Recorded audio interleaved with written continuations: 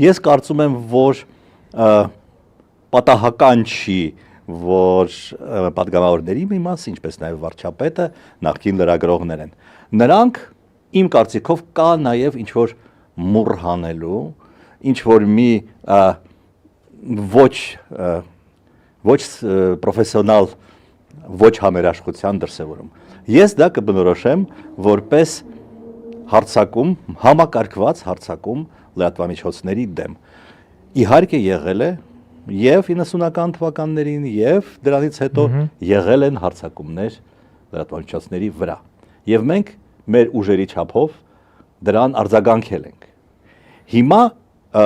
իրավիճակն այն է, որ դա արվում է շատ ավելի բացահայտ, շատ ավելի լկտի, և նրանք, ովքեր քաղաքացիական հասարակությունը կոչված են, որոնք կոչված են իրավապաշտպանները,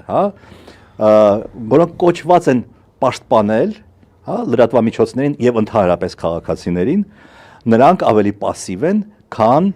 2018 թվականից առաջ։ Դա է երկրորդ տարբերությունը։ Որոշ բացառություններով իհարկե։ Իսկ ի՞նչ է նպատակը։ Դուք ասեք մեկը մուռ հանել է, ընդունում եմ, որ տենց բանը կա, բայց ավելի համակարգային նպատակ չկա արդյոք։ Լրացնել, վախեցնել եւ ցույց տալ, որ իրենք ուժեղ են։ Այն մարդը, որը ցույց է տալիս, որ նա ուժեղ է, նա թույլ է, իմ կարծիքով։ Այսինքն սա խոսում է թուլության մասին։ Իհարկե թուլության մասին, գուցե խոճապի մասին, անվստահության մասին, վերարտադրվելու անհնարինության կամ չգիտեմ կասկածների մասին, որ նրանք կարող են վերարտադրել,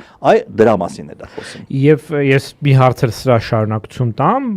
վերջին օրերին ինձ տարբեր մարդիկ ուղարկել են էլի բաները, դե ֆակտո իշխանության ամենատարբեր ներկայացուցիչների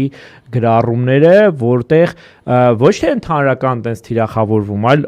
անձնապես թիրախավորվում են մի քանի լրատվամիջոցներ եւ իրենց խմբագիրները։ Մասնապես այդտեղ 3 ասած ասած բան կա, top 3 անուններ կան վարկանիշային բանում։ Մեկը դուք եք, մյուսը 168 AM-ի խմբագիր Տիկին Սաթիկ Սերյանյանն է, երրորդը Հրապարակ թերթի գլխավոր խմբագիր Տիկին Արմինե Օհանյանն է։ Հիմա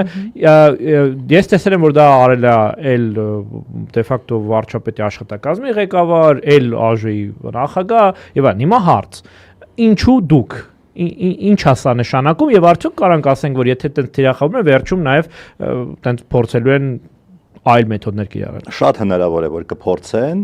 բայց ես բնականաբար դրանից չեմ վախենում եւ կշարունակեմ իմ աշխատանքը, վստահ եմ, որ Արմինեն եւ Սաթիկը նույնպես կշարունակեն։ Ինչու ես նրանց պետք է հարցնել։ Ճիշտն ասած չգիտեմ, չեմ կարող ասել, թե ինչ հատկապես մենք ինչ վատ բան ենք արել իրենց հանդեպ կամ ինչ բան ենք մազոլ ենք տրորել, այսպես ասած, չեմ կարող ասել, բայց այդպես է, չգիտեմ, չեմ կարող։ Իսկ կարող է դա կապված, ես ունեմ իմ վարկածը, հա, ասում եմ, а теперь правильный ответ հայտնի հաղորդման մեջ, իսկ կարող է դա նրանից է, որ դուք, իհարկե ոչ միայն դուք, ոչ միայն երեքդ, բայց հատկապես դուք երեքդ, նաև ինստիտուցիոնալ հիշողության կրողներ եք, հայկական, քաղաքական, լրագրողական դաշտի, հետաբար դուք լիքը բան տեսել ու գիտեք, եւ ինչ է դա մեզ ավելացնում։ Դա ավելացնում է, որ դուք ձեր փաստարկները շատ ավելին են, քան որ, ասենք, մարդկանց, որոնք նոր են, չգիտեմ, այս դաշտում, մտածում են, որ գուցե միշտ է սենց եղել, որ այսքան ծավալուն համակարգային ազատ խոսքը սահմանափակված է եւ այլն։ Որտեւ դուք էլ ասացիք, որ տեն չի եղել, երբևէ այսքան ցուցադրական չի եղել։ Այդպես չի եղել։ Այս չափի, այս մասշտաբի երբեք չի եղել։